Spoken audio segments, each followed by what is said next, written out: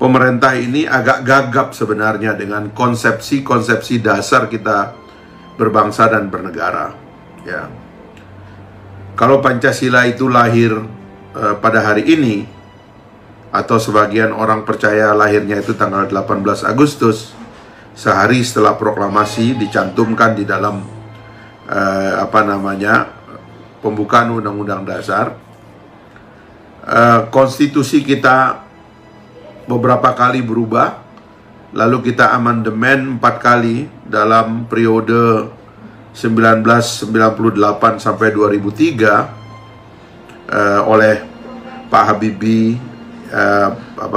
Gus Dur dan Ibu Mega, begitu ya. Ini konsepsi-konsepsi dasar yang dugaan saya memang agak berat dipahami, karena memang konsepsi ini memang dipikirkan oleh orang-orang pintar sekali. Ini terutama orang-orang dari Sumatera Barat ini, ya kan. Itu Profesor Muhammad Yamin misalnya. Itu kan orang yang pintar sekali, dia punya khazanah tentang bangsa kita ini. Dia yang merekonstruksi sejarah dari zaman pra Majapahit dulu sampai kepada Indonesia modern. Itu dia punya perspektif. Dia termasuk salah satu perumus dari Pancasila yang berpidato pada tanggal 29 Mei 1945. Sebelum pidato Bung Karno, dia pidato duluan. Lalu yang kedua adalah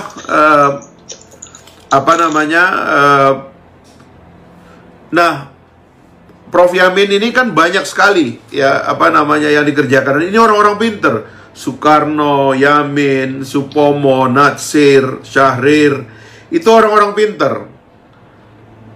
Itu kekhawatiran saya karena kita ini kurang baca, ya kan, tradisi berpikirnya itu kurang pinter begitu ya.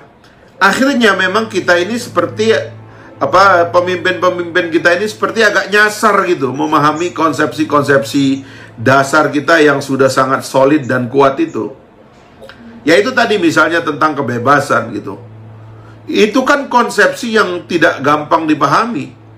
Karena orang tiba-tiba setelah masuk ke dalam negara menganggap kebebasan itu sama dengan anarki. Padahal kebebasan itu adalah anugerah dari Tuhan. Kenapa Tuhan bisa menganugerahkan kebebasan kepada manusia? Karena Tuhan percaya kepada ciptaannya. Tidak mungkin Tuhan memberikan kebebasan kepada manusia kalau dia tidak percaya kepada ciptaannya.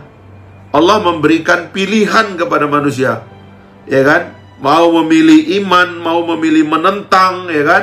Mau memilih jalan lurus, mau memilih jalan bengkok. Itu kira-kira terminologi yang ada di dalam kitab suci yang diberikan kepada manusia kebebasan untuk memilih.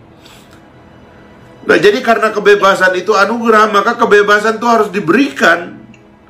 Otoritas tidak perlu khawatir, karena kebebasan itu sendiri akan menemukan jalannya. Meskipun kita tahu bahwa negara kita adalah negara hukum, negara Rechtsstaat. Karena itulah kemudian segala yang menghambat kebebasan itu hanya bisa kita lakukan melalui hukum.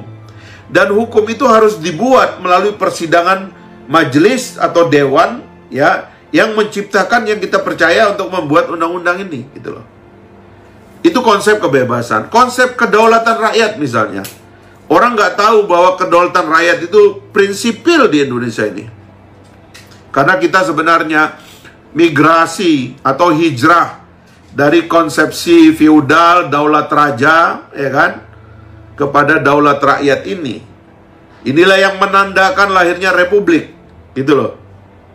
Nah, itulah sebabnya bukan kedaulatan negara yang segala-galanya, tapi kedaulatan rakyat. Itu sebabnya kehormatan rakyat, harga diri rakyat, hak asasi manusia, kebebasannya harus lebih diutamakan dari kehendak dan keinginan negara untuk melakukan pembatasan tanpa adanya undang-undang, gitu. Itu satu yang menurut saya ya kegamangan tokoh-tokoh kita sekarang ini, karena konsep-konsep dasar kita bernegara ini memang rumit. Dan Anda bandingkanlah kalibernya Soekarno dan orang-orang yang mengaku Soekarnois sekarang ini, yang sebenarnya jauh gitu.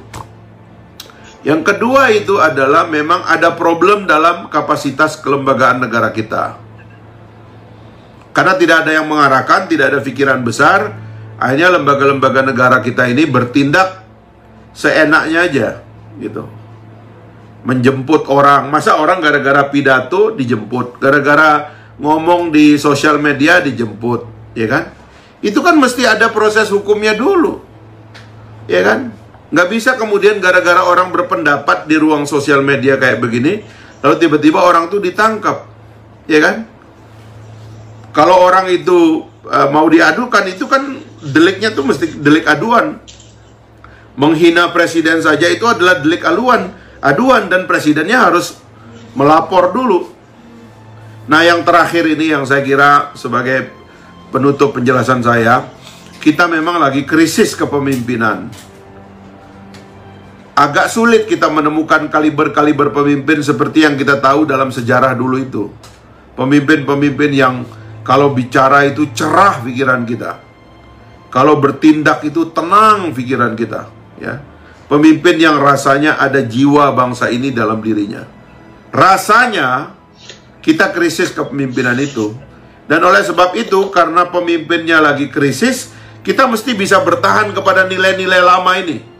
Karena pemimpin itu datang dan pergi, tapi sistemnya, nilai-nilai dan struktur yang terbentuk dalam bentuk negara Kesatuan Republik Indonesia ini harus bisa kita pegang teguh dan harus bisa kuat gitu loh.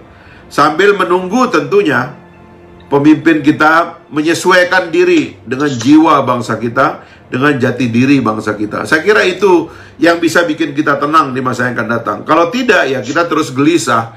Dan saya khawatir kalau pemimpinnya itu provokator kayak Donald Trump, bisa-bisa orang juga nggak tahan. Mudah-mudahan ya aparat, pemimpin itu menahan dirilah, ya.